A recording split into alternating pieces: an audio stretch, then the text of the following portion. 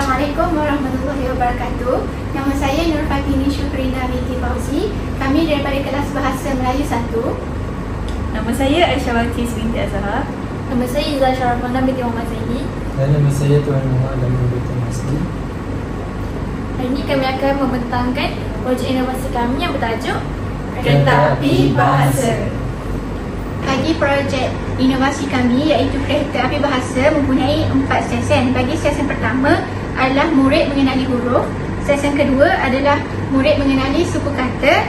Sesen ketiga adalah murid membina ayat. Dan sesen keempat adalah murid membaca dan juga memahami cerita. Baiklah, bagi sesen pertama kami memilih beberapa huruf, terutamanya huruf yang mempunyai isu dalam mengenali huruf. Contohnya huruf B, huruf D, perbezaan huruf Q dan huruf P. Baiklah, bagi aktiviti untuk sesen 1 ni pula, saya telah menyediakan aktiviti huruf impian di mana murid-murid akan memilih bola-bola yang telah dilabel huruf kecil dan akan memilih secara rawak. Okey, memandangkan tema untuk projek inovasi kita adalah bertemakan haiwan. Contohnya, murid itu akan memilih huruf K dan saya akan menyuruh mereka untuk menyebut huruf yang mereka pilih dan menyebut perkataan haiwan yang bermula dengan huruf K. Contohnya, kucing. Jadi, objektif untuk sesen 1 ni, murid dapat mengenali huruf dan juga perbezaan antara huruf-huruf kecil. Okay, seterusnya untuk sesen yang kedua, kami ada menyediakan satu raga yang berisikan suku kata dan perkataan yang mempunyai warna yang berbeza. Jadi murid perlu pilih mengikut warna dan tampalkan perkataan suku kata tersebut untuk menjadi satu perkataan. Contoh dekat sini, murid pilih warna ni. Okay, murid pilih perkataan ni, dijumpa ke. Lepas tu suku kata yang kedua, macam tu, dan bentuklah satu perkataan ketam. Itu. Objektif dia adalah murid dapat menyusun suku kata dan membentuk satu perkataan yang betul. Baiklah, seterusnya session 3. Session 3 merupakan session murid ini membina dan menyusun ayat-ayat. Baiklah. Di sini saya telah mempamerkan beberapa contoh, iaitu 3 contoh perenggan yang pendek yang mempunyai 3 ayat ringkas.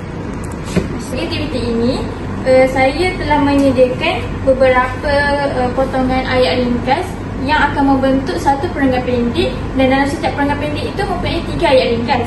Sebagai contoh, murid akan memilih 3 ayat ringkas bagi membentuk satu perenggan yang pendek. Sebagai contoh, saya memilih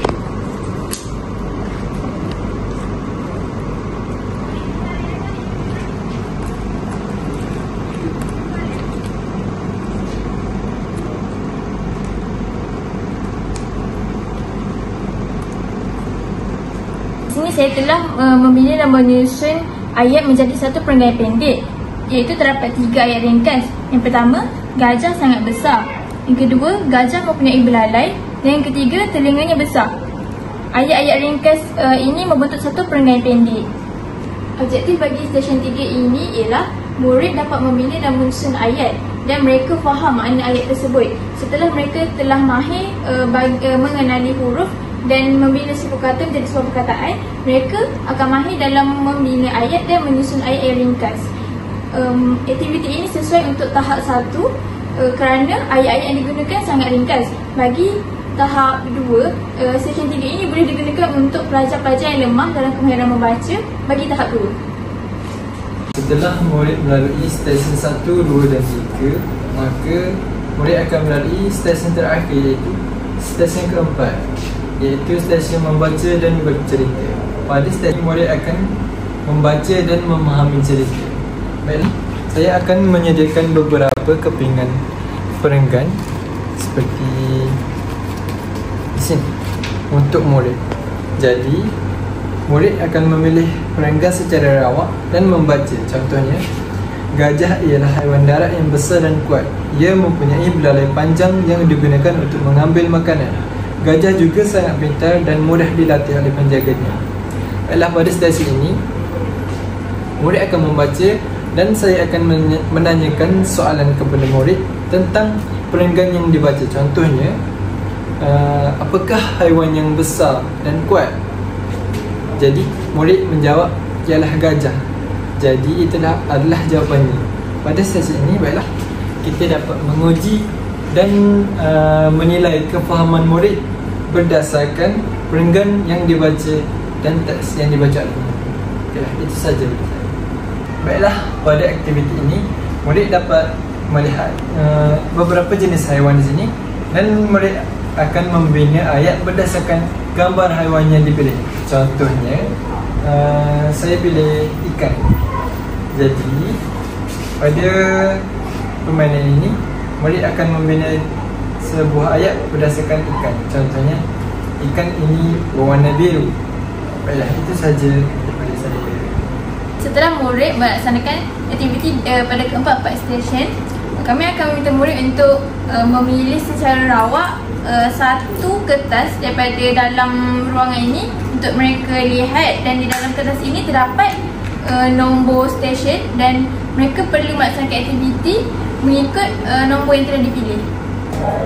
Baiklah, selain daripada permainan secara nyata, murid dan guru juga dapat bermain permainan secara dalam talian. Kami menyediakan permainan secara digital dan bahan bantu belajar secara digital untuk kepentingan dan kemudahan guru di dalam permainan maya. Contohnya QR di sini. Jadi murid dan guru dapat mengimbas kod QR di sini untuk mengakses permainan secara dalam talian. Itu saja daripada kami. Pada akhir sesi pembelajaran, kami menyediakan sebuah kotak iaitu kotak refleksi. Kotak ini bertujuan untuk kami menilai apa yang murid faham ataupun apa yang murid belajar sepanjang pembelajaran. Sebagai contoh, dalam kotak ini kami akan memberi murid sekeping kertas nota dan mereka akan tulis dan lekatkannya di dalam kotak ini.